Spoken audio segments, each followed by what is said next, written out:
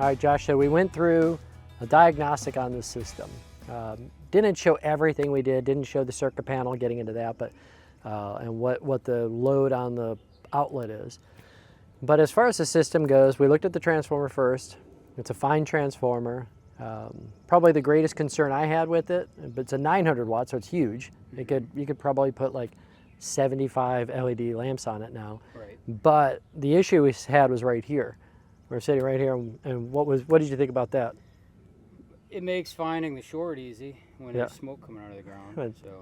But that it didn't ever shut the circuit off. That's true. And so that's a big red flag to me, is that can easily become a fire. Anytime you have mulch, plants, everything like that, and if it's just smoldering like that over time, this fortunately happens to be rubber mulch, so it just melt. But it is something that when there's mulch fires, they just smolder for a long time.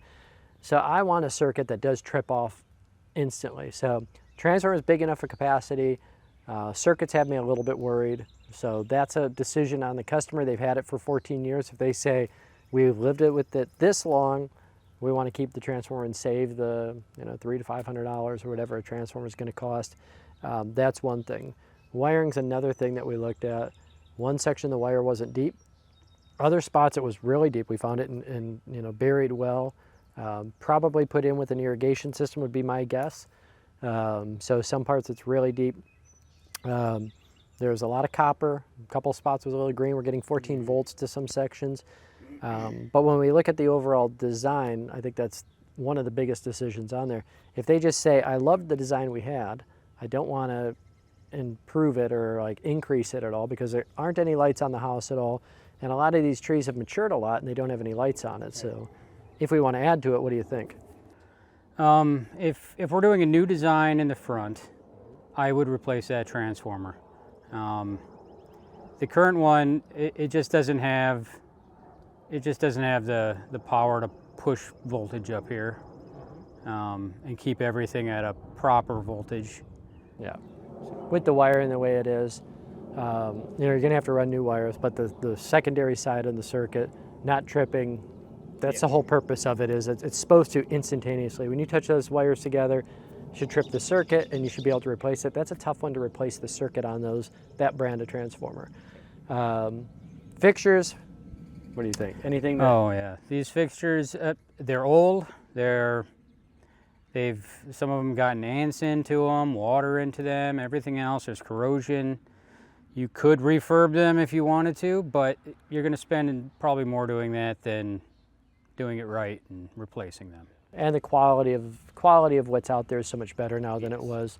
Really there was a huge evolution that happened in lighting around 2013, 2014, just prior to this system being put in, so it's on the older end of technology. You could try and retrofit it, but the fixtures themselves would probably all need to be resocketed, re-greased. Some of them have corrosion. So, one thing that's really simple about lighting, it's really only 3 or 4 main components. You have your transformer, you have your wiring, you have your connections, and you have your fixtures or luminaires. And of these, the 4 of them, all of them, I think the highest grade is the transformer, but the circuit gives me issues. Lowest grade is the connections, and then the fixtures right behind it. So we're going to go and meet with the customer. We're going to go through, just replacing their existing design and the options with that, and give them every option available. And then what to do if we really want to have a great lighting design, because this house is a beautiful house. Most likely the lighting was put in just to get some lights on it a while ago. And now we could do so much more with it. We could actually put a design and make the house look warm, welcoming, beautiful. The landscaping is beautiful. So, obviously being a lighting person, I would say let's do it properly. But, there's always your design, and then budget comes into everything. But as you can see, it takes a lot more work for us to assess a existing system than we could come in fresh and just do it all ourselves. Yeah. So where a lot of times we want to save money, we want to make sure we're not throwing good money after bad money.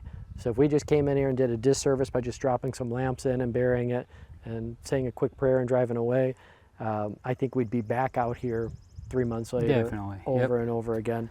You have all those old connections, something's going to go wrong. And going back to that well light over there that we pulled up, on the secondary line had electrical tape wrapped around it. Who knows how many are out there, so. So I'm gonna go back inside, meet with the customer, give them, you know, unfortunately a lot of times this is bad news. It's very rare to, you always see a TV show where they rip up the carpeting and you find the beautiful hardwood floor. That usually isn't the case with landscape lighting. You don't find the beautiful hardwood floor. You find, you know, sometimes either shortcuts that someone made or just the installation techniques weren't great at the time. And now you're looking at it 13, 14 years later, it's aged. So, you know, we're able to provide whatever service they want, either just fixing the current system as far as making it better or going through a full redesign. And that's just gonna be up to the customer. And if we're a great fit for them, wonderful, but we wanna put in something that's gonna last, not give them problems, not give us problems, because the worst thing we could do is not do it correctly.